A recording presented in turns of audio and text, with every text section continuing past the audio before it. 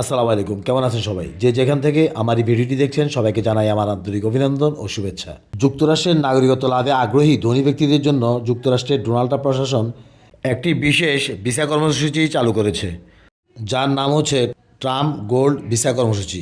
President Donald Trump মঙ্গলবার 9 December প্রথমে নিজের সামাজিক যোগাযোগ মাধ্যম ট্রুথ সোশ্যালে এই সম্পর্কে একটি ঘোষণা দেন। পরে সাংবাদিকদের কাছে ব্যাপারটি নিশ্চিত করেন।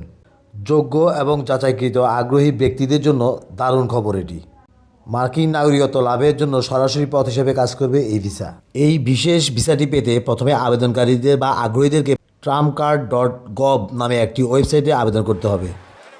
ফর্ম পূরণ করে জমা দেওয়ার সময় আবেদন ফি বাবদ দিতে হবে $15,000, যা বাংলাদেশি মুদ্রায় প্রায় 18,21,000 টাকার মতো। এই ফি নেবে যুক্তরাষ্ট্রের স্বরাষ্ট্র মন্ত্রণালয়।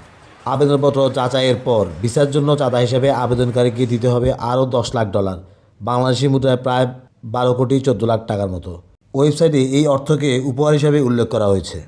ট্রাম্প গোল্ড ভিসার মর্যাদা যুক্তরাষ্ট্রের গ্রিন কার্ডের মতোই হবে।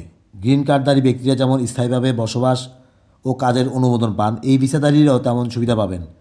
ট্রাম্প বলেন, মূলত এই ভিসা এক প্রকার গ্রিন কার্ড, তবে এটি অনেক ভালো, শক্তিশালী এবং নাগরিকত্ব লাভের জন্য আদর্শ পথ।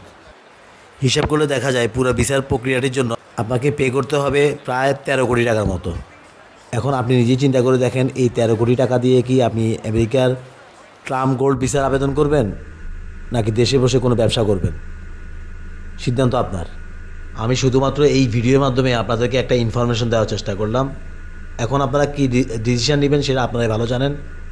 ধন্যবাদ সবাইকে ভিডিওটি দেখার জন্য। দেখা হবে পরবর্তী কোনো ভিডিও নিয়ে। সে পর্যন্ত সবাই ভালো থাকুন। আসসালামু আলাইকুম।